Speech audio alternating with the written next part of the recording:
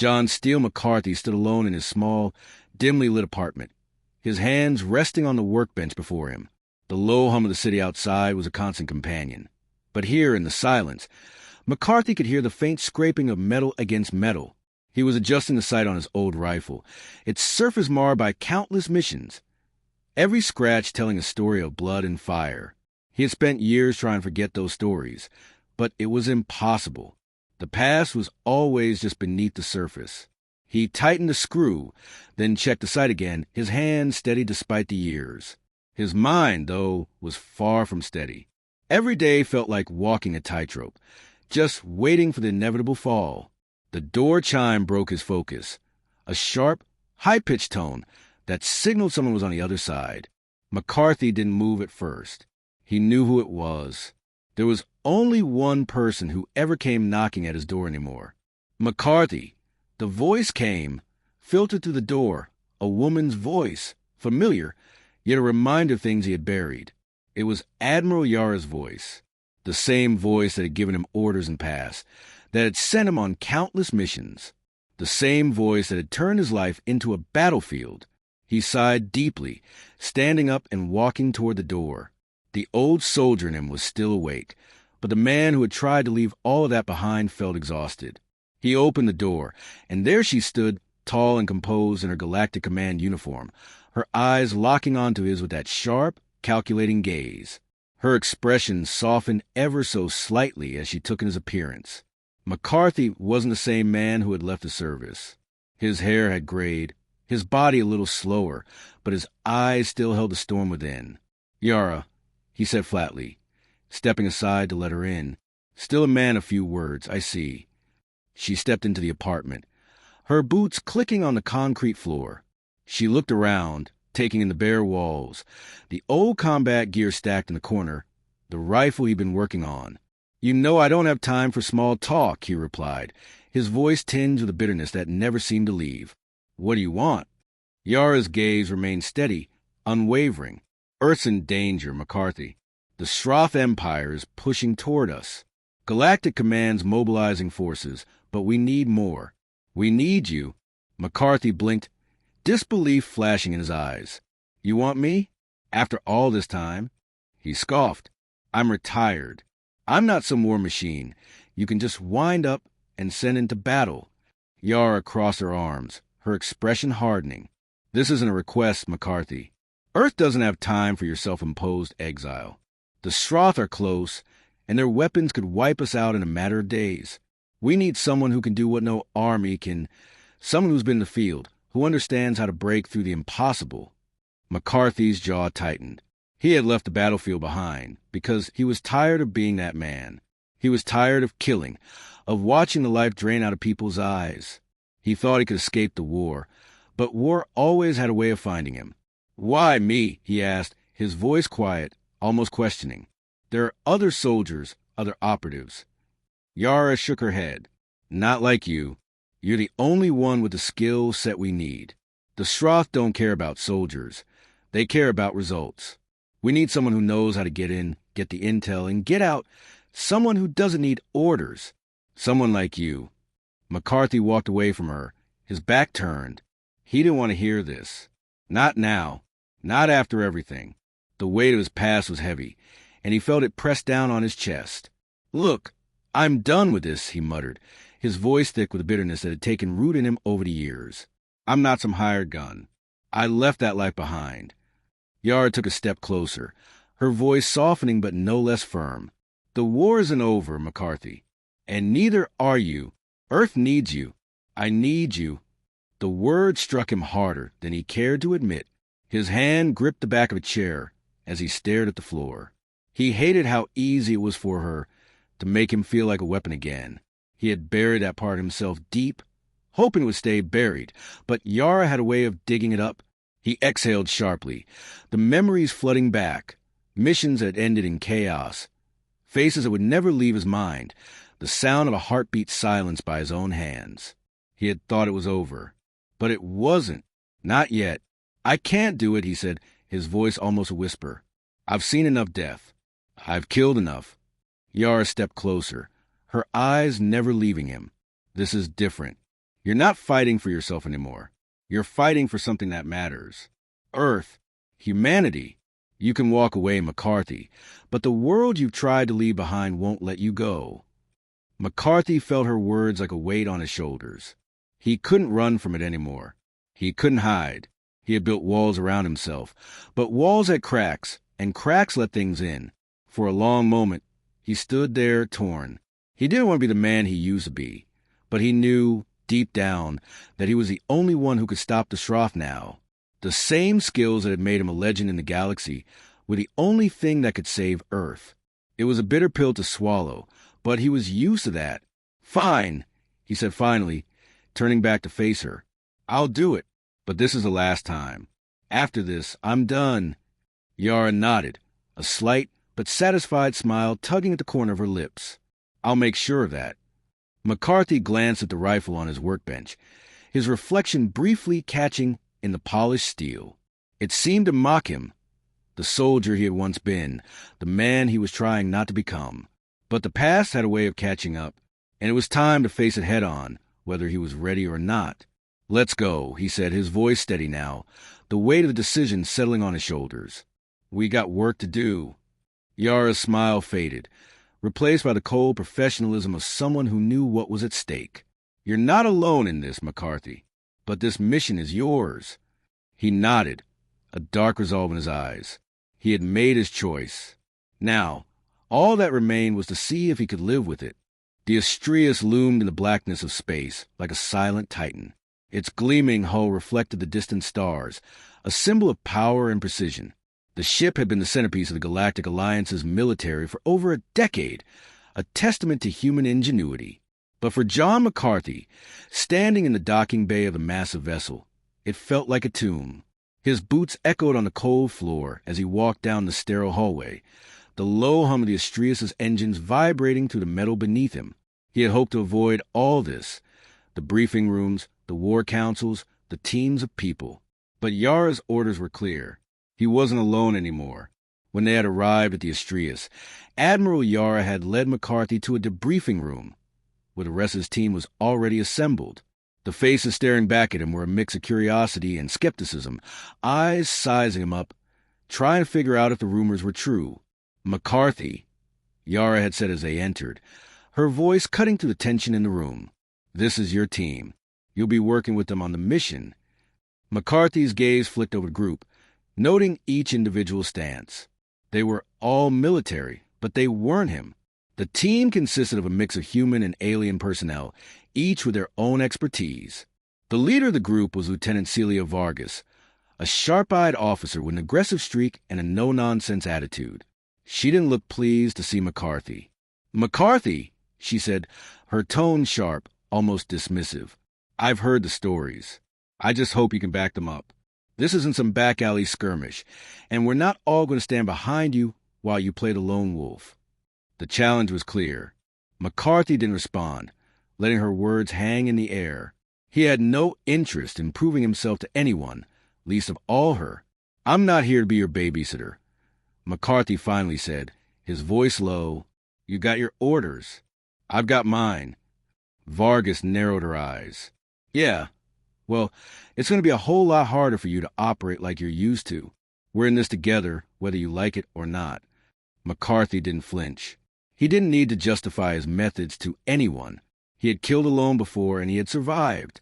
But even he knew that this mission wouldn't work if he didn't find some way to cooperate. The Shroff Empire was no joke. They were calculating, brutal, and organized. In the past, McCarthy had always been able to outthink them. But this time, it wouldn't be enough to just think on his own. The rest of the team was quieter, sizing him up. There was Ensign Kai, a tech specialist who looked like he hadn't seen much combat, but had a mind like a computer. His hands fidgeted with a datapad, occasionally glancing nervously at McCarthy, as if trying to figure out how to approach the man who had become a living legend. "Don't worry," McCarthy said dryly, noticing Kai's discomfort. "I won't bite." The alien soldier standing near the back of the room, a towering figure with gray-blue skin and 4 arms, only nodded at McCarthy, his expression unreadable. His name was Exor, and he was a member of the Varan species. known for their unmatched physical strength. Exor hadn't spoken a word since McCarthy entered the room. It was clear the Varen had no interest in words, only action. McCarthy respected that. Admiral Yara stepped forward, her voice commanding attention. "We've received intelligence that the Shroth are planning to launch a weapon capable of wiping out entire star systems. It's located on a hidden planet deep within their territory. Our goal is to infiltrate their stronghold, gather intel, and neutralize the weapon before it can be used against us." Yara's eyes locked onto McCarthy. "You're our key asset. We'll be operating as a unit, but we need you to lead the way." McCarthy's gaze swept across the room. He didn't want to lead anyone. He didn't want to be anyone's commander. His experience had always been as a ghost in the shadows, acting alone when the time came. But he couldn't deny the reality. This time, his skills were needed to stop a force much larger than himself. He just had to hope the team could keep up. "You've got a plan, I assume?" Vargas asked, folding her arms across her chest. She seemed determined to press him, to get him to outline the mission on his terms. McCarthy was used to the challenge. "I'll go in first," McCarthy said, his voice steady. "I'll get the lay of the land. You follow when the coast is clear. And when I say it's time to move, you move. No questions. You're really going to make us wait on you?" Vargas pressed. McCarthy's gaze was cold. "You'll learn patience. Or you won't. Your call."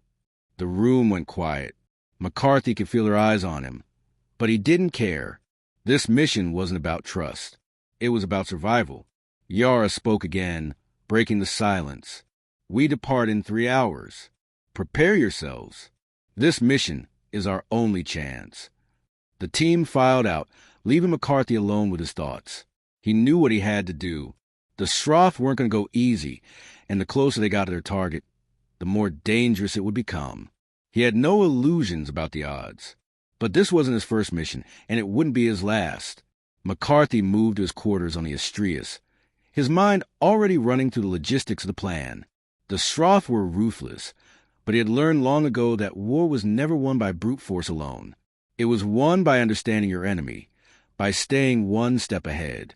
McCarthy wasn't going to allow anyone to underestimate him. The hours passed quickly. He barely slept, instead running through every possible outcome in his mind. When the alarm sounded, signaling the imminent departure, McCarthy rose without hesitation. His gear was already packed and ready. The rifle, the grenades, the combat suit, all were in place. He had become a machine, operating on autopilot. He met the team in the docking bay, each of them suited up and ready for the mission. Vargas was there, still eyeing him with suspicion, but even she couldn't hide the tension in her posture. Kai, still nervous but eager to prove himself, was carrying a pack full of equipment, and Exor stood silently, his eyes fixed ahead. Yara appeared, flanked by a few officers who would be staying aboard the Astrius to coordinate. "Good luck," she said, her tone firm. McCarthy gave her a nod. "Luck won't save us." He led the team to the shuttle bay, the doors hissing open to reveal the sleek black shuttle waiting for them. The interior was tight but efficient, a perfect fit for a mission that would demand precision.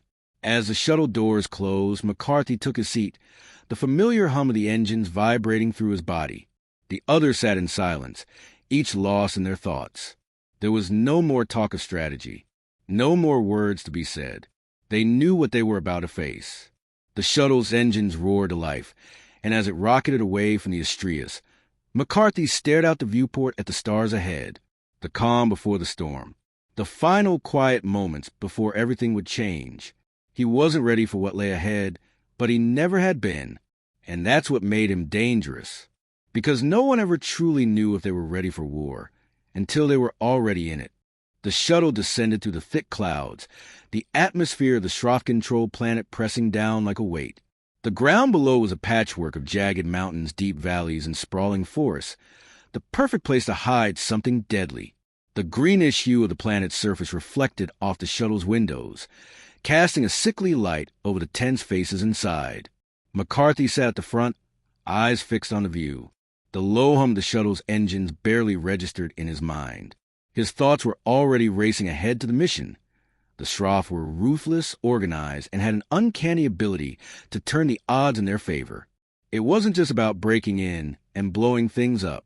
This would require stealth, precision, and a willingness to bend the rules. Behind him, the rest of the team sat in silence.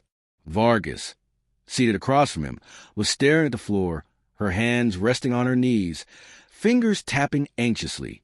Kai, the tech specialist, was hunched over his console, muttering to himself as he ran diagnostics on the shuttle's equipment. X, or the Varan soldier, was a picture of stillness, his forearms folded across his chest. He didn't need words. He was ready to move when McCarthy gave the signal. "You're quiet," McCarthy said, breaking the silence without turning around. Vargas glanced at him, her eyes cold but tired. "I'm trying to figure out how the hell you operate, McCarthy. How can anyone work alone like you do? We're a team now.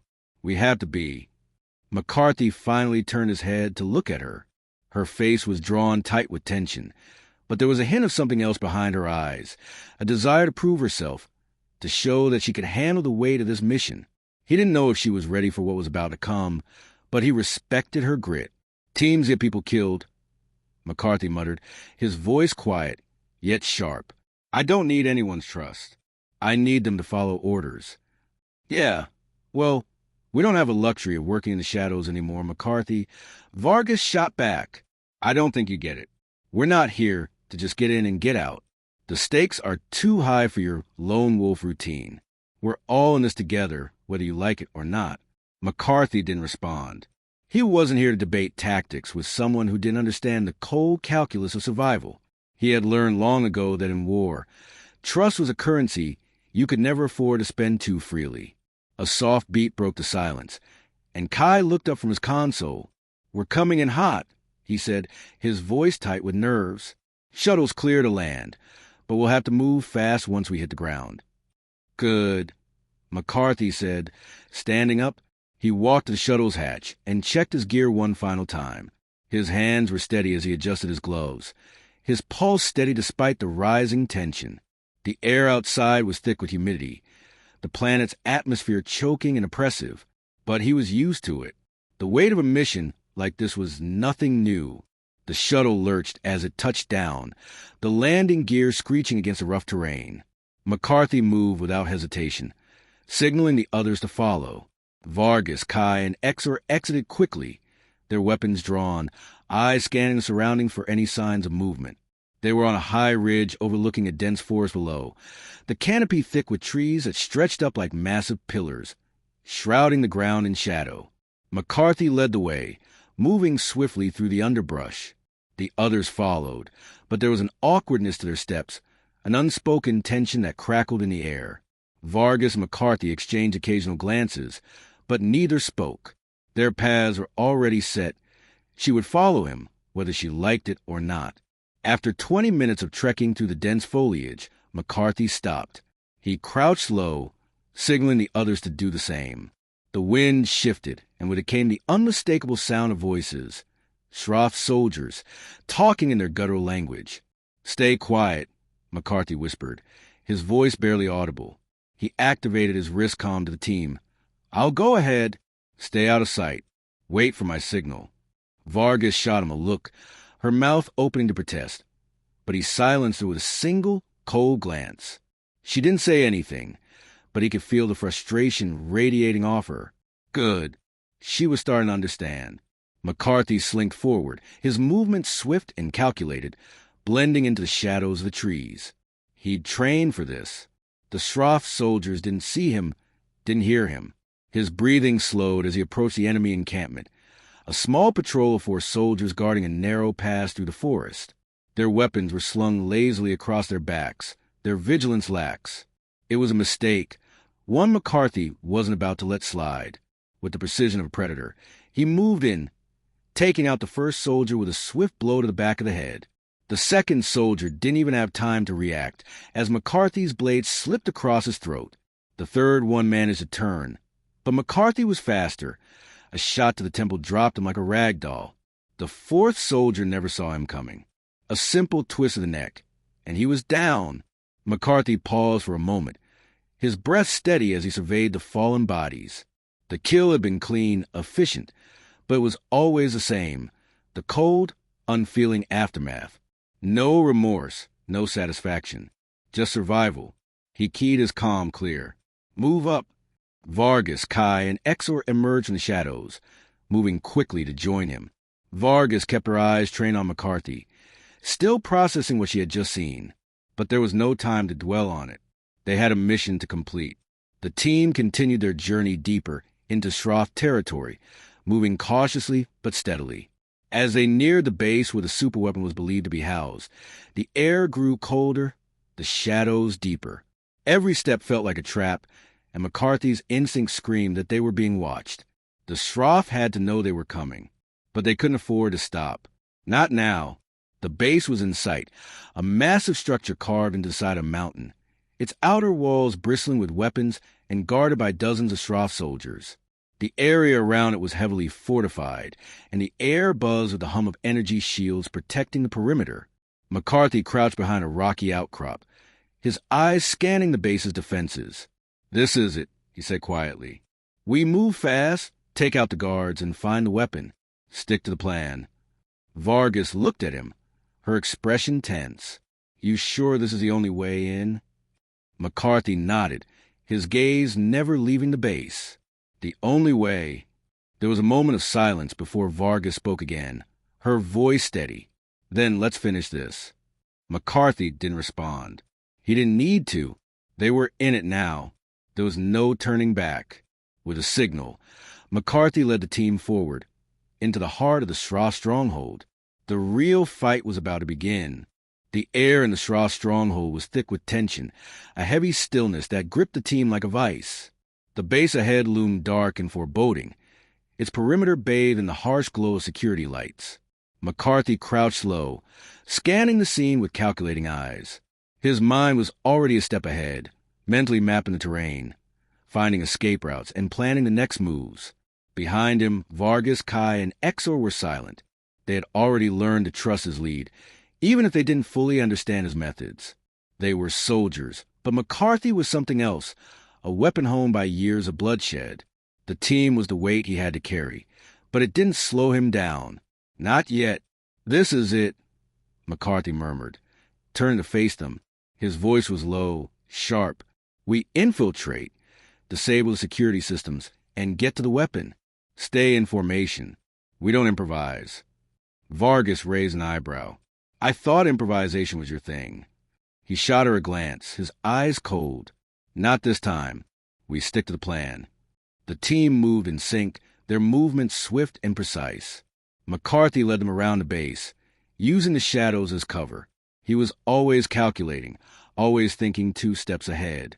The Shroff were notorious for their security measures, but McCarthy knew how to slip through the cracks. He had done it 100 times before. They reached a guard tower, where 2 Shroff soldiers stood watch. McCarthy's fingers twitched, his hand instinctively reaching for the blade at his side. The others crouched behind him, waiting for his signal. McCarthy signaled for Exor to take the left side. The Varan soldier moved without a sound, his massive frame blending into shadows. Vargas and Kai were to stay out of sight and be ready for extraction. The plan was simple. McCarthy would take the right, eliminate the guards, and clear the way. With a swift motion, McCarthy sprang into action. He moved faster than the soldiers could react, his blade flashing as he took the first one down in an instant, the second falling with a muffled grunt. The 2 bodies hit the ground without a sound, their weapons clattering uselessly. McCarthy wiped the blade clean, turning to signal the team. Clear.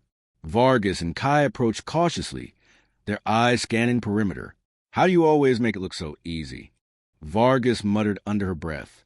McCarthy didn't respond, already moving toward the next phase of their operation. They had to be inside before the Shroff realized they had breached the outer defenses. The team continued forward, bypassing additional security posts with quiet efficiency. Every move felt calculated, like the pieces of a game falling into place. But McCarthy knew the Shroff would be watching. They always were. As they neared the heart of the stronghold, the tension grew palpable. The Shroff base was a labyrinth of corridors and fortified rooms, each turn bringing them closer to the superweapon. McCarthy's instincts screamed that they were being watched. The Shroff had to know they were coming. He turned a corner, his hand signaling for the team to stop. Ahead, a large door blocked their path. The hum of electricity vibrated in the air, signaling a force field that protected the entrance. McCarthy knew this was the last obstacle. The superweapon was beyond that door. "We need to get inside now," he whispered, his eyes scanning the room. "Kai, can you override the security?" Kai nodded, his fingers already flying across the console in his hands. "I'll need a minute," he said, his voice strained. "The system's encrypted. It'll take a few seconds."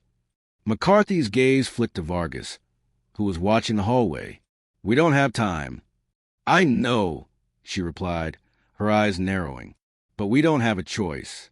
If we rush it, we'll get caught." McCarthy cursed under his breath. They couldn't afford a delay. The clock was ticking, and he could almost feel the weight of the Shroff closing in.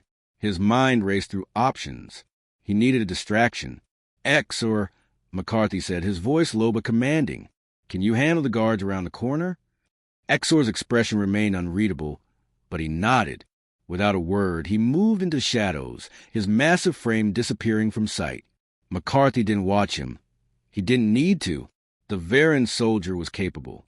As Kai worked feverishly on the console, McCarthy kept his focus on the hallway.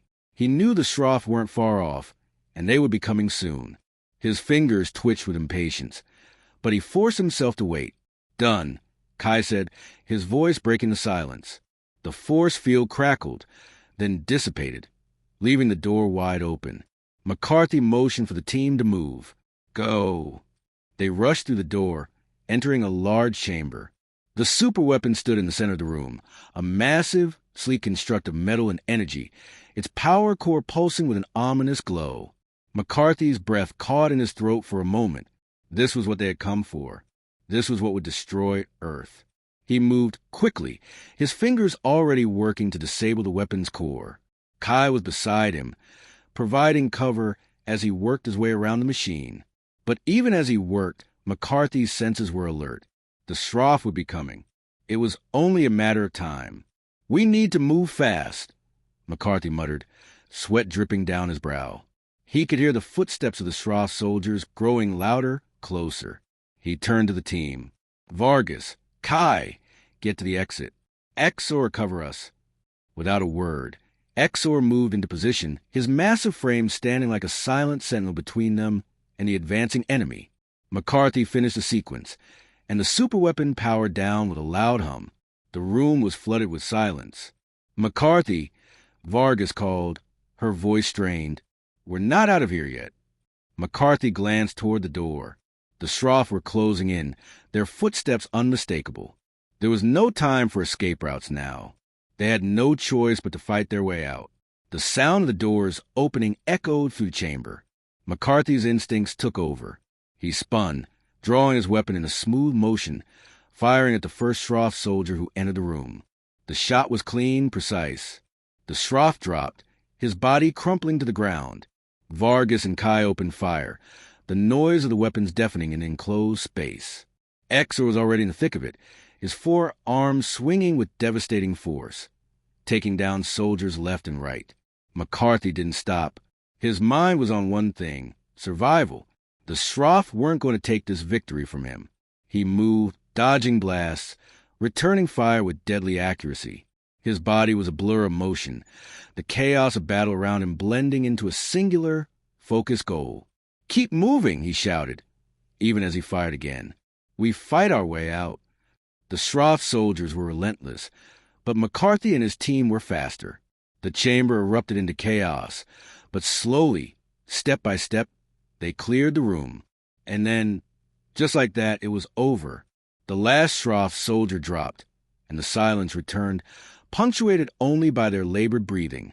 McCarthy looked at the team. "We're not done yet. Let's get out of here." As they turned toward the exit, McCarthy's thoughts didn't linger on the battle. The mission was a success. Earth was safe. But for him, the war would never truly end. It was just another fight, another moment to survive. And survival, he knew, was a brutal thing.